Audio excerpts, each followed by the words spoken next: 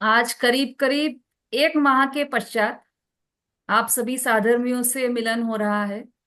और इस बीच में शिखर जी की यात्रा, सम्य शिखर की यात्रा और वीर निर्वाणोत्सव आप सभी ने बहुत ही उत्साह पूर्वक मनाया है। तो आज हम प्रारंभ वहीं से करते हैं। आप लोगों में से बहुत से लोग शिखर जी की यात्रा में थे। तो शिखर जी की यात्रा के अनुभव और वीर निर्वाणोत्सव का जो महोत्सव मनाया है उसके अनुभव आपको शेयर करना है। अभी 5-10 मिनट का हम ये कार्यक्रम करते हैं, उसके पश्चात हमारी कक्षा हम प्रारंभ करेंगे। तीसरा अध्याय चलना है, आज से हमारा तृतीय अध्याय प्रारंभ होने वाला है। तो उसके लिए पहले हम थोड़ा सा ये लेते हैं। हाँ जी, सुलोचना आंटी।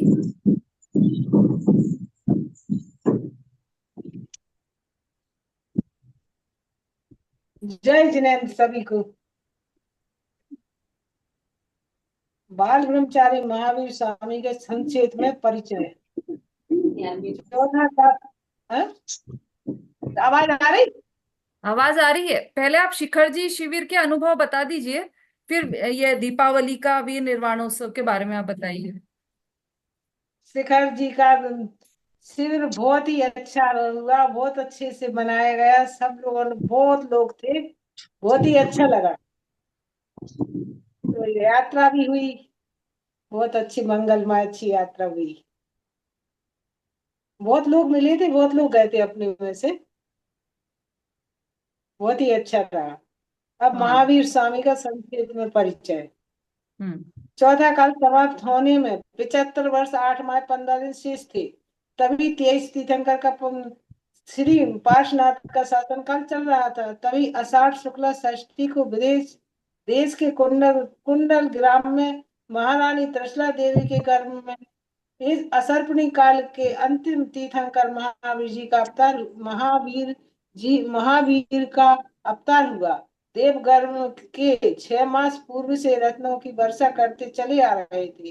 तभी तीर्थंकर की माता 16 स्वप्न देख रही थी। देवियां आकर माता की सेवा करने लगी।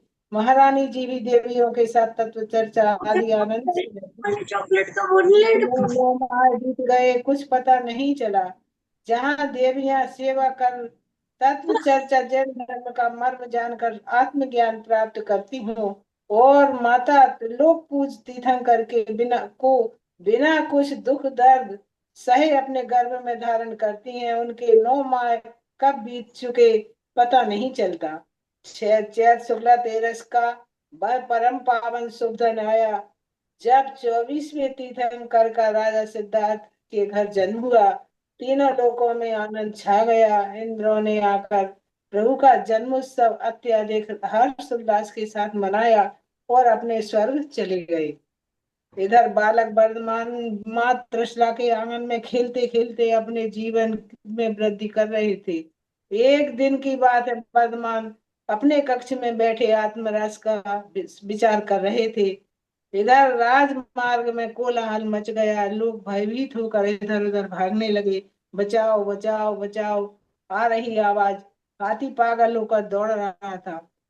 तभी अपने कक्ष में बैठे वर्धमान ने यह कोलाहल सुना और धीर वीर गंभीर रूप से बाहर राजमार्ग में आए। उन्होंने हाथ उठाकर लोगों को आश्वासन दिया कि शांत रहने का कहा। वर्धमान को देखते ही मानो चमत्कार हो गया। एक और वर्धमान, दूसरी ओर क्रोधत मधुमत हाथी। वर्धमान में गंभीर चाल से उसे उस ओर चलने लगे जिधर से हाथी दौड़ता आ रहा था। हाथी के सामने आकर उस पर दृष्टि स्थिर खड़े हो गए और क्षण क्षण शांत दृष्टि हाथी को देखते रहे। हाथी प्रभु की शांत मुद्रा को देखकर बिल्कुल शांत हो गया। लोगों ने यह चमत्कार देखा, परंतु समझ नहीं पाए कि महावीर ने किस प्रकार मधुवत हाथी को बस में कर लिया। क्रोधित प्राणी को क्रोध के द्वारा नहीं बल्कि शांत रस के द्वारा बस में किया।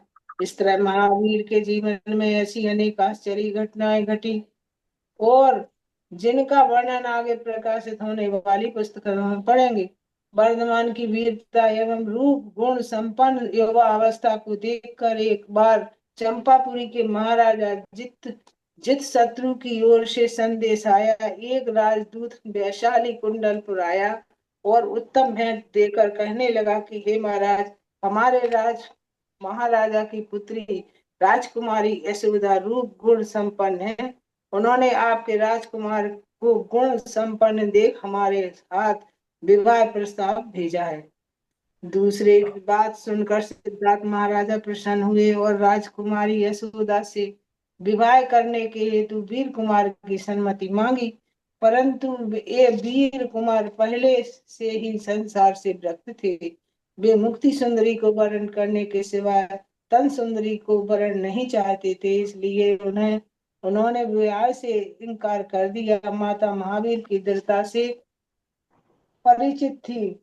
वे समझ गईं कि वीर कुमार विवाह के लिए समझाना कठिन है। अतः उन्होंने सोचा कि मेरा विवाह करके सांसारिक बंधनों में बंध जाए, उसकी अपेक्षा लाखों भव्य जीवों का उद्धार करके मुक्ति सुंदरी का वर्ण करे, यही उचित है और उत्तम है। प्रातःकाल वर्धमान अपने कक्ष में सिंहासन पर बैठे चेतन की गंभीरता में अपने इतने लीन थे कि त्रिशला माता आकर खड़ी हो गई। उस उनका भी ध्यान नहीं था। थोड़ी देर बाद वर्धमान के नेत्र खोले। वर्धमान ने नेत्र खोले तो देखा कि सामने माता खड़ी है। माँ को देखकर उनकी वैराग मुद्रा किंचित मुस्कुरा उठी। तभी माँ ने पूछा, बेटा, आज तुम इतने विचार मग्न क्यों हो? तो कुमार ने कहा कि हे माता, आज प्रातः काल जात स्मरण में मैंने अपने पूर्व भाव देखे, अब मेरा चित्त सर्वत्र ही विरक्त हो गया, इसलिए मैं आज से ही इस संसार असार को छोड़कर मैं मुनि दीक्षा धारण करूंगा और आत्म ध्यान में लीन हो मुक्ति सुंदरी का वर्ण करूंगा। उधर इंद्रों के आसन डोल उठे और प्रभु दीक्षा कल्याणक के अवसर जानकर देवगण वैशाली में आ गई। लोकांतिक देवों ने आकर प्रभु की स्तुति की और प्रभु जी चंद्र नामक पालकी में आरूढ़ हो नाथ वंश में पहुंचे। वहां प्रभु ने ओम नमः से देवा कर समस्त वस्त्र आभूषण का त्याग किया और स्वयं केश लोच कर ध्यान भंग हो गए। 3 दिन के उपवास के बाद उन्होंने कुंडलपुर में नंदन विश्वसेन के यहाँ प्रथम आहार लिया और इस प्रकार 12 वर्ष तक कठोर आत्म साधना में लीन रहकर वैशाख सुदी दशमी के दिन प्रभु ने केवल ज्ञान की प्राप्ति की। वैशाख सुदी दशमी के दिन प्रभु ने केवल ज्ञान की प्राप्ति की। प्रभु की केवल ज्ञान ज्योति से तीनों लोग प्रकाशमान हो गए। इंद्रों के इंद्रों ने आकर प्रभु की पूजा स्तुति की और कुबेर ने दिव्य समोसरण की रचना की। रचना पूर्ण करते ही आश्चर्यचकित होकर उसने कहा कहा प्रभु, आपके सानिध्य के कारण आपका समूसरण जैसा सुशोभित होता है, वैसा हमारा स्वर्ग भी शोभा नहीं देता। कैसे शोभा देगा? तुम्हारा स्वर्ग तो भोग विषयों में मस्त होकर संसार में रुलाने वाला है और ये समूसरण सच्चा ज्ञान कराकर जन्म मरण का दुख मिटाने वाला है। बस बस वीतरागी अभी इतना ही। इसके आगे का कोई और बोलना चाहे तो वो हैंड रेस कर सकते हैं। इसके बाद क्या हुआ, अपने शब्दों में ही, मतलब पढ़कर नहीं बोलना है, आप अपने शब्दों में यदि कोई बताना चाहे कि ये समोशरण लग गया, भगवान महावीर का समोशरण लग गया, उसके पश्चात क्या हुआ।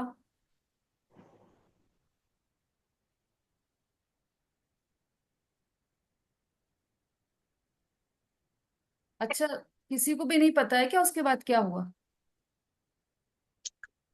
रजनी दीदी, हाँ, कौन?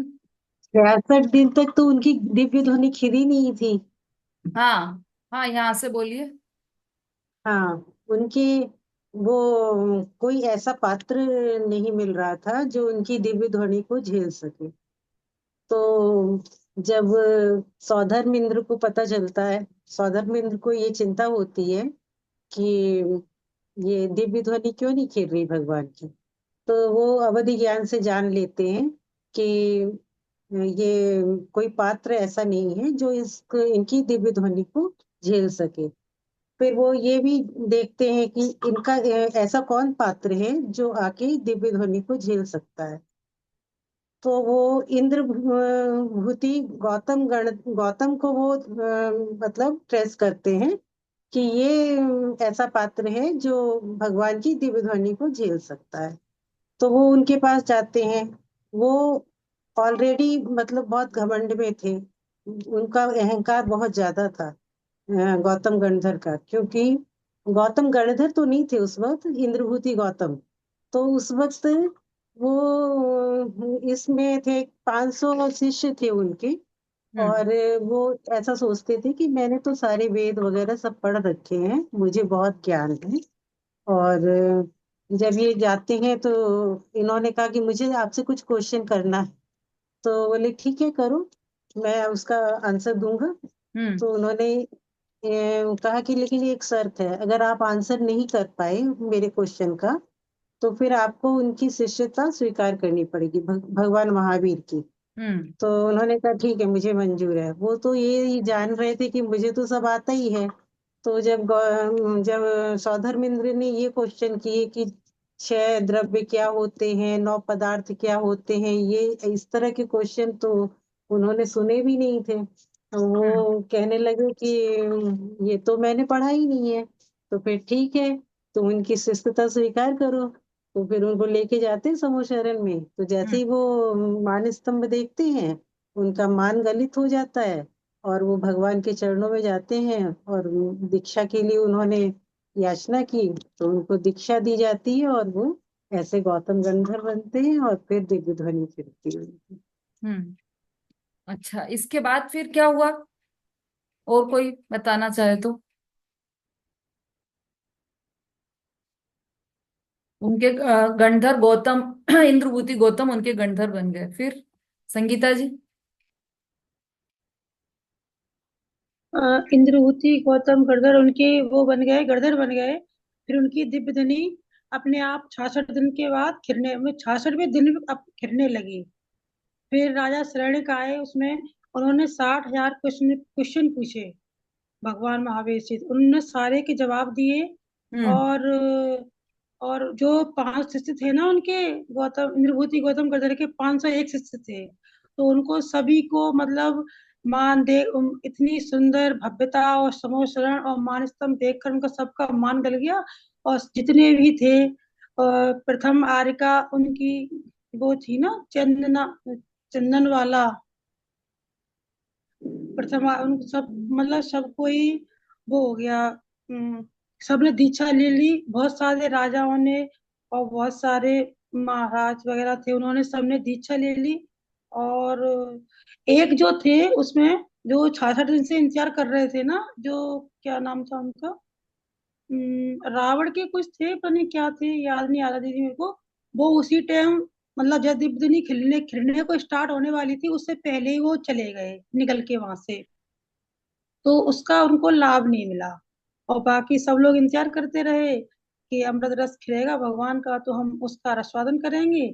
तो सबने आनंद लिया, भगवान तो मोक्ष चले गए और गौतम गणधर को शाम को केवल ज्ञान की प्राप्ति हो गई थी। हाँ, बहुत इसी अच्छा। खुशी में हम दीपावली मनाते हैं।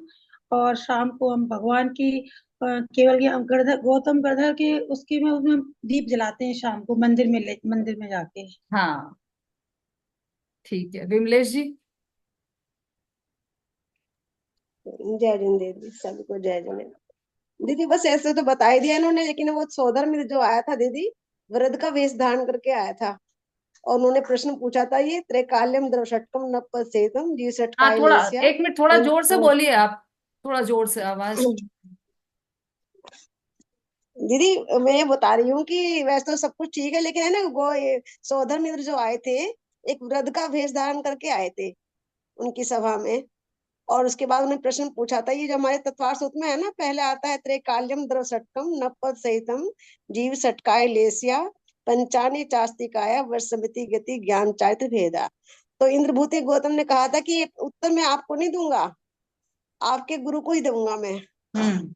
लेकिन वहां जाते हुए उसका एकदम मान स्तंभ देखते ही मान गलित हो गया। और फिर उनको तो एकदम दीक्षा धारण कर ली और फिर वो गंधर्व बन गए। और उनके गंधर्व बनने से फिर वो दिव्य धुनी गिर गई थी। और उसके बाद उनको कार्तिक कृष्ण अमावस्या को मोक्ष का प्राप्ति हो गई, और उनको केवल ज्ञान हो गया शाम को गौतम गंधर्व को जिनको निर्वाण हुआ था। बस वैसे मैं थोड़ा सा ये बताना चाहती हूँ, तो वो व्रत का वेश धारण करके आया हाँ, था, बहुत क्या अच्छा। प्रश्न ये पूछना चाहेंगे? श्लोक भी सबको याद होना चाहिए। बहुत से लोगों को याद, मतलब सोचते हैं वो याद करने के लिए, लेकिन याद नहीं कर पाते हैं। आप ये श्लोक ग्रुप में डाल दीजिएगा, ठीक त्रिकालियम है। वाला, है ना, तो सब लोग याद कर ठीक। लेंगे। ठीक। ठीक है, बहुत बढ़िया। सभी को बहुत अच्छा नॉलेज है कि हम वीर निर्वाणोत्सव क्यों मनाते हैं। क्योंकि ये अंतिम जन्म था, इसलिए जन्म कल्याणक मनाते हैं। अंतिम गर्भ था, इसलिए गर्भ कल्याणक मनाया। और अब वो कभी भी वापस लौटकर इस संसार में नहीं आने वाले हैं, इसलिए उनका निर्वाण कल्याणक मनाया, तो धूमधाम से मनाया। लाड़ू चढ़ाया। लाड़ू क्यों चढ़ाया? दीपा, क्योंकि हम भी खाते हैं तो भगवान को भी तो चढ़ाएं। भगवान की भी तो इच्छा होती होगी, हमारी हमारी इच्छा होती है लड्डू खाने की, तो भगवान की भी तो इच्छा होती होगी।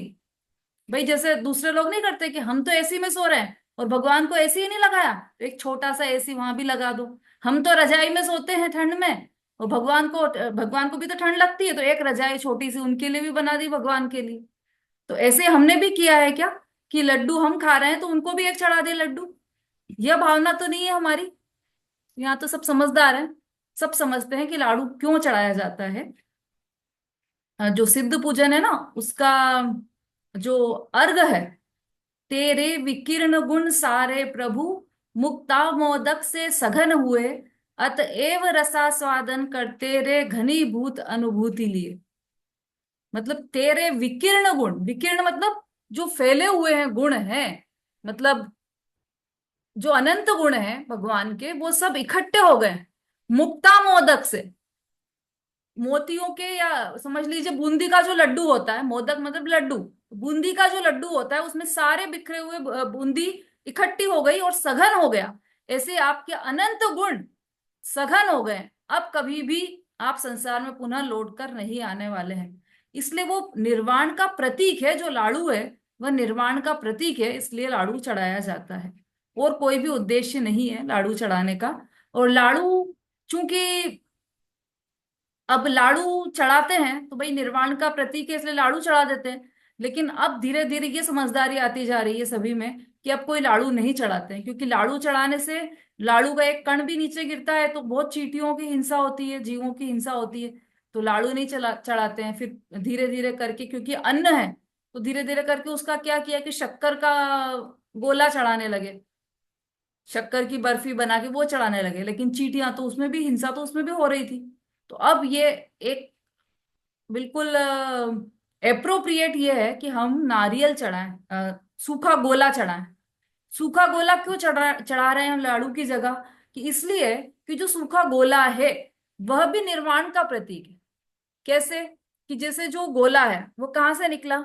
नारियल में से। तो नारियल कैसा था कि नारियल के ऊपर एक कवर था, उस कवर को हटाया तो वो समझ लीजिए कि जो कवर के ऊपर जो वो रहते हैं ना, हम्म, बाल से क्या बोलते हैं आप उसको, छिलके, छिलके जैसा कवर के ऊपर, वो कवर के छिलके हटाए तो वो कवर के छिलके तो है नो कर्म का प्रतीक।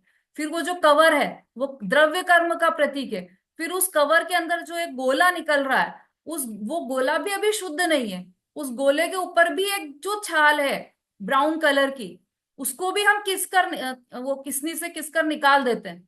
तो वो क्या है? वो भाव कर्म का प्रतीक है। तो वो मतलब राग द्वेष उससे भी अलग कर दिया। तो क्या प्रकट हुआ कि एक स्वच्छ सफेद गोला प्रकट हुआ। इसी तरह से इन तीन कर्मों का, त्रिविध कर्म मल वर्जित सिद्ध महंता, ये तीन कर्म मलों से रहित हो गए महावीर भगवान, और एक सफेद गोले की तरह स्वच्छ ध्रुव रूप शुद्ध शुद्ध आत्मा उनकी प्रकट हो गई। यही उनके निर्वाण का प्रतीक है, इसलिए हम गोला ही चढ़ाते हैं उनको। और उसमें हिंसा की भी संभावना नहीं है। थोड़ी हिंसा तो उसमें भी होती है, लेकिन वो विवेक हमारा ध्यान रखना चाहिए, विवेक की नीचे नहीं गिरे, या उसका कोई अंश भी नीचे नहीं रखा रहे। तो क्योंकि उसके एक कण में भी चींटियां बहुत जल्दी आती है, तो वो हमारे विवेक से हमें काम लेना पड़ेगा। तो कुल मिलाकर हम निर्वाण लाड़ू प्रतीक के रूप में चढ़ाते हैं। भगवान महावीर के निर्वाणोत्सव पर आप सभी ने चढ़ाया है और खूब उत्साह से चढ़ाया है। उत्साह की कोई कमी नहीं रखी होगी आप सभी ने। पूरे उत्साह से ये पर्व मनाया आप सभी ने। इसलिए भी ये पर्व उत्साह से मनाया क्योंकि हमारे लिए तो भगवान महावीर आदर्श हैं और हमें उन्हीं के कदमों पर चलना है। तो इसलिए जैसा जैसा उन्होंने किया है वैसा वैसा ही तो हमें करना है ना। कोई बॉम्बे पहुंच गया और हमें बॉम्बे जाना है, तो वो कैसे गया? कि उसने वहां से ट्रेन पकड़ी, वहां से ट्रेन छोड़ी, वहां से बस से गया, वहां से टैक्सी से गया। ये सब विधि हम जानते हैं। और जो जाता है बॉम्बे, अरे पहुंच गए क्या, फोन पर पता चलता है अरे पहुंच गए क्या, तो बहुत खुश होते हैं और उत्साह का हमारे ठिकाना नहीं रहता। ऐसे ही महावीर भगवान पहुंच गए क्या, उनके फोन पे पता चला कि मैं तो पहुंच गया हूं, अरे तो बस हम भी आ रहे हैं, बताओ आप विधि बताओ कैसे आना है। तो कि ये रत्न त्रय की नौका पर चढ़ जाना और मोक्ष महल में कदम रख देना, तो तुम भव से पार हो जाओगे और तुम मेरे पास आ जाओगे। तो ये विधि हमें इस निर्वाणोत्सव में हमें ये पता चला कि किस विधि से वो भगवान बने हैं। हम भी उसी विधि के द्वारा भगवान बनना चाहते हैं। और निश्चित तेरे सदृश प्रभु अरहंत अवस्था पाऊंगा, ऐसी भावना हम भाते हैं। ऐसा हमने ये वीर निर्वाणोत्सव बहुत ही उत्साह पूर्वक मनाया है।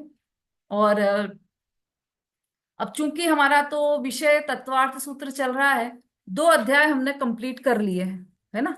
तो उस बात की तो खुशी होगी सही, आपने एग्जाम भी दिए हैं सबने और बहुत अच्छे मार्क्स आए हैं आपके सभी के। तो ये तो बहुत अच्छी बात है। पर अब जो तीसरा अध्याय आ रहा है उसके लिए भी मुझे दिखाई दे रहा है कि आप सब बिल्कुल अच्छी तरह से तैयार हैं कि तीसरा अध्याय में क्या क्या आने वाला है। बस उसकी उत्कंठा है आपको। तो अपन आज थोड़ी सी उसकी भूमिका देख लेते हैं। अब सूत्र तो अपन कल से ही लेंगे समय, क्योंकि थोड़ा सा ही बचा है हमारे पास। हाँ सुषमा जी, आप भी बहुत दिनों बाद दिखाई दिए। क्या विशेष किया है आपने वीर निर्वाणोत्सव पर? लक्ष्मी पूजन, गणेश पूजन, या फिर नवग्रह पूजन, क्या किया है? नहीं दीदी, मंदिर में जाके पूजन करी भगवान की, इनकी महावीर स्वामी की, और मतलब जो नॉर्मल सुबह को होती है, और गौतम गंधर की भी की थी। और सब लोग सह परिवार ये लाडू चढ़ाने गए थे मंदिर में। हम्म। बस दीदी, और रात को दीपक जलाने के लिए भी गए थे हम लोग। अच्छा, हम्म। ठीक है।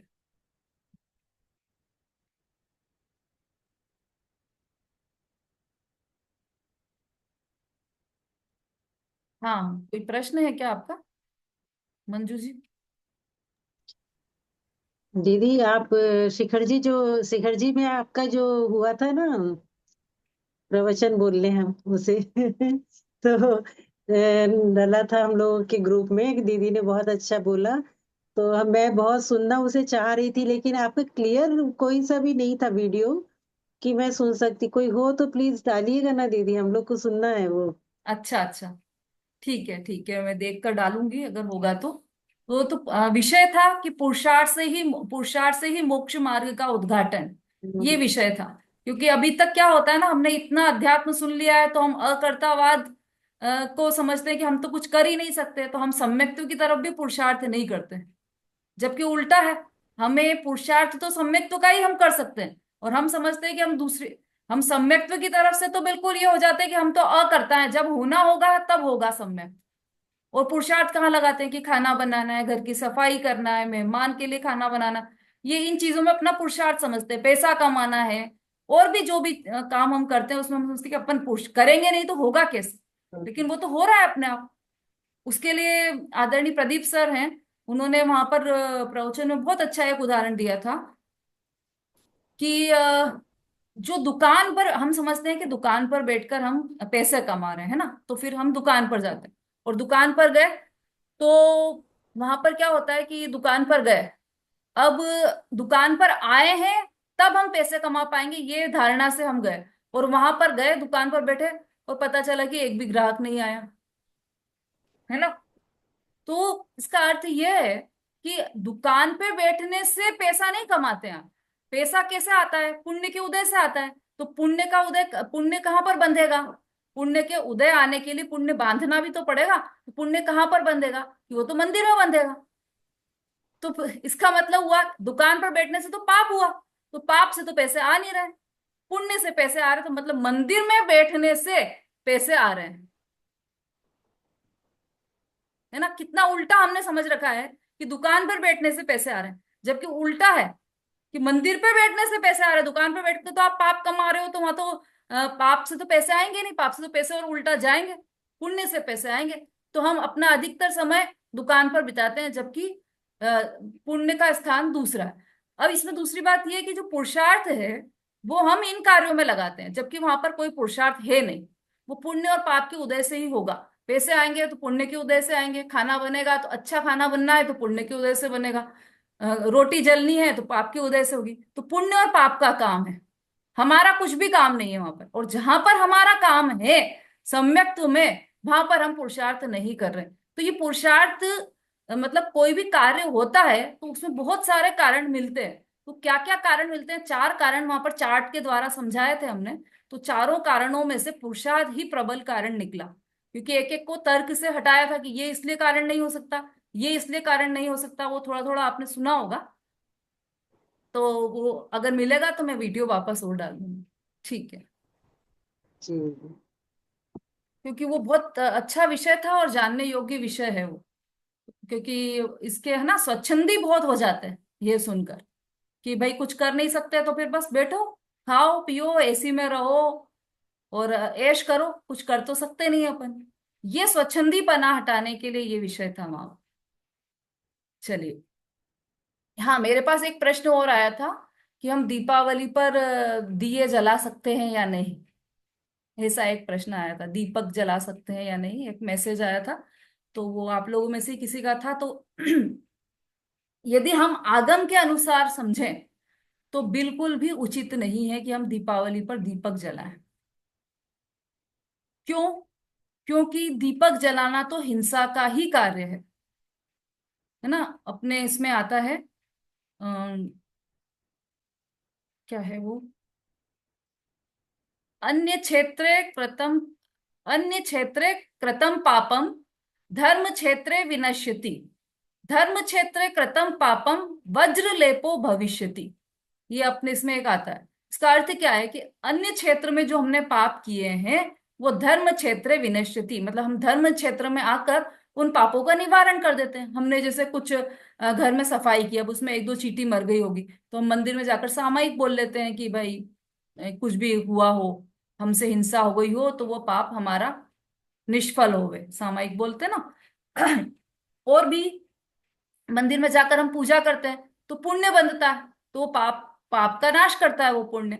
तो जो हमने दूसरी जगह पर पाप किए हैं उसको विनाश करते हैं हम मंदिर में आकर।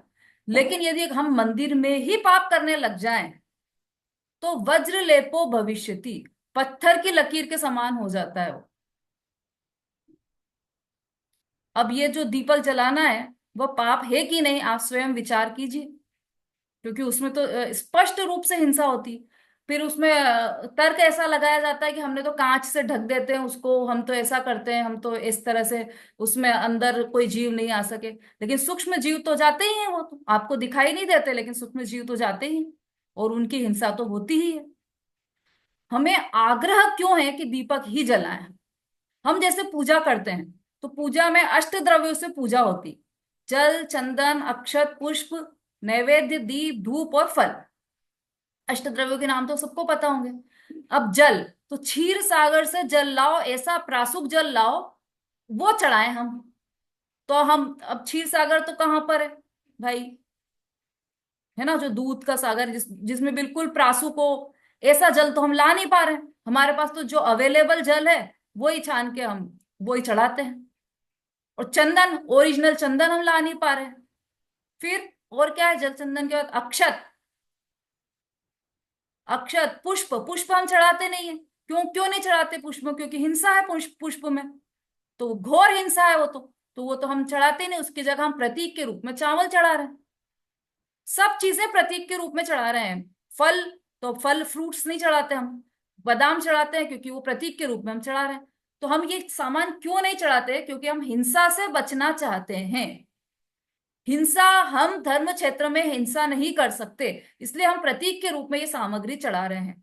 तो इसी तरह से दीपक भी हम प्रतीक के रूप में चढ़ा सकते हैं, है ना। हम डेली की पूजा में भी हम दीपक नहीं चढ़ाते, प्रतीक के रूप में हम वो चिटक चढ़ा देते हैं, जो पीली करके चिटक बनाते हैं हम। क्यों नहीं चढ़ाते? क्योंकि दीपक तो बिल्कुल साक्षात हिंसा का कारण है, और हमें तो हमारा अभिप्राय तो, हमारा प्रयोजन तो परिणामों से है। यदि हम बाहर हजारों दीपक जला दें तब हमें मोक्ष हो जाएगा, ये ऐसा तो है नहीं कि हम कोई करोड़ों दीपक जलाए, कोई अखंड ज्योत जलाए जीवन भर तो उसकी मृत्यु नहीं होगी या उसको मोक्ष हो जाएगा, ऐसा तो है नहीं। तो इसका मतलब ये हुआ कि दीपक जलाने से मुक्ति का या परिणामों का कोई संबंध नहीं है। तो किससे संबंध है कि आप जो अगर आपको जिनसे परिणाम लग रहे हैं आपको, तो प्रतीक चढ़ाने से भी वही सेम परिणाम आ रहे हैं, तो आप प्रतीक चढ़ाइए, आवश्यकता ही नहीं है दीपक चढ़ाने की। अच्छा, फिर एक प्रश्न होता है कि भाई आरती लिखी है हमारे, तो हमारी जिनवाणियों में तो आरती लिखी हुई है, तो आरती में तो दीपक ही जलाना पड़ेगा। तो आरती में दीपक जलाना पड़ेगा, ये कहाँ लिखा है? आरती आप गा सकते हैं, गुनगुना सकते हैं, आरती बोलिए वैसे ही, लेकिन दीपक मत जलाइए, क्योंकि उसमें तो हिंसा है। वही हिंसा तो सांस लेने में भी है, तो क्या हम सांस लेना छोड़ दें? ऐसा भी तर्क करते हैं लोग, है ना। तो हाँ, हिंसा है, सांस लेने में भी जीव जा रहे हैं, पानी भी हम पी रहे हैं, भोजन भी हम कर रहे हैं, भोजन भी हम बना रहे हैं, पर वो वहां पर अति आवश्यक, मतलब जिससे जीवन चल रहा है, अति आवश्यक हो उतनी हिंसा हम करते हैं, मजबूरी में करना पड़ती है। अति आवश्यक हो, केवल जीवनोपयोगी, उतना उतना ही हिंसा होती है। लेकिन हम एक्स्ट्रा हिंसा करते हैं तो फिर वो तो हमारी स्वच्छंदता है, और वह तो हिंसा में पाप है ही है, और हिंसा में धर्म नहीं है। वो तो हमने दूसरी ढाल में ही पढ़ लिया था कि धर्म, लाइनें याद होंगी आप सबको, कुगुरु कुदेव और कुधर्म में, कुधर्म में क्या लिया है कि ऐसा ऐसा धर्म जहां पर रागादि भाव हिंसा समेत दर्वित त्रस थावर मरण खेत, जहां पर जे क्रिया तीने जानू कुधर्म, जो रागादि भाव हिंसा सहित की क्रिया है, या फिर